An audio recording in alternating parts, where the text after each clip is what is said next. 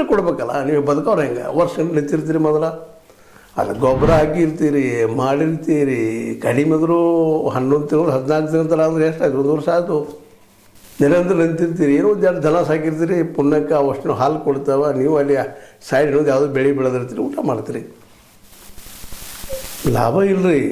4,500 ನೀವು ಖರ್ಚು ಮಾಡಿ 3,300 ರೂಪಾಯಿ ತೊಗೊಳ್ಳೋದು, ಇದು ಯಾವ ನ್ಯಾಯ ರೀ? ಎಲ್ಲದ ನ್ಯಾಯ? ಆದರೂ ನೀವು ಪ್ರೀತಿಯಿಂದ ಬೆಳಿತೀರಿ, ಅದನ್ನು ಬೆಳೀರಿ. ಹೌದು, ದುಡಿ ಕಡಿಮೆ ಐತೆ, ನೀವು ತಿಳ್ಕೊಂಡ್ರಿ, ದುಡಿಗೆ ಕಡಿಮೆ ಇಲ್ಲ. ಅದಕ್ಕೆ 3 ಕಸ ಬರ್ತಾವ, ಗೊಬ್ಬರ ಹಾಕ್ಬೇಕು ಭೂಮಿ ಒಳಗೆ, ಬೀಜ ಹಾಕ್ಬೇಕು ಒಂದು 3 ವರ್ಷಕ್ಕೊಮ್ಮೆ ಚೇಂಜ್ ಮಾಡಿ. ಬೀಜದ ಖರ್ಚು ಎಷ್ಟು ಅದಾವ, ನೀರು ನಿರಂತರ ಹರಿಸ್ತಾ ಇರಬೇಕು, ಭೂಮಿ ಎಷ್ಟು ಜೋಳ ಆಗ್ತದೆ, ಏನು ಇದನ್ನೆಲ್ಲ ವಿಚಾರ ಮಾಡಿದಾಗ ಏನು ರೀ ಇದೆಲ್ಲ? ಅದಕ್ಕೆ ಈಗಿರೋದು ಒಂದೇ, ಇದಕ್ಕೇನು ಬೇರೆ ಪರಿಹಾರ ಇಲ್ಲ.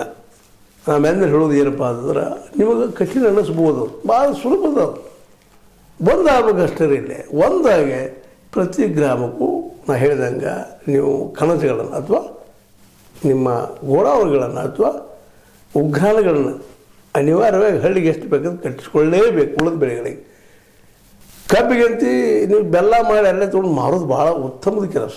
ಈಗ ಬೆಲ್ಲ ಹೆಂಗಂದ್ರೆ ನಿಮಗೆ ಗೊತ್ತದ, ಡೈರೆಕ್ಟ್ ದುಡ್ಡು ಬರ್ತದಲ್ಲ ನಿಮ್ಗೆ. ಅದು ಮಾಡೋದು ಒಂದು ಪ್ರತಿ ಹಳ್ಳಿಗೂ ಬೆಲ್ಲ ಮಾಡುವ ಇಷ್ಟ ಹೋರಾಟ ಮಾಡಿದಿರಲ್ಲ. ಈ ಹೋರಾಟನ ನೀವು ಗೋಡಾವಣಿಗಳು ಮಾಡೋದಕ್ಕೆ ಹೋರಾಟ ಮಾಡಿದಿರಪ್ಪ ಅಂತಂದ್ರೆ ಪ್ರತಿ ಹಳ್ಳಿಗೆ ಒಂದು ಗೋಡಾನ ಹಾಕೈತಿ, ಒಂದು ಅಮೌಂಟ್ ಕೊಡಿಸೋದು, ಸೀಡ್ ಮನಿ ಲೋನ್ ತೊಗೊಳೋದು ಮಾಡೋದು. ಈ ದಿಶೆಯಲ್ಲಿ ಇನ್ನೂ ಚರ್ಚೆ ಆಗೋದು ಮುಂದಿನ ದಿನದಲ್ಲಿ.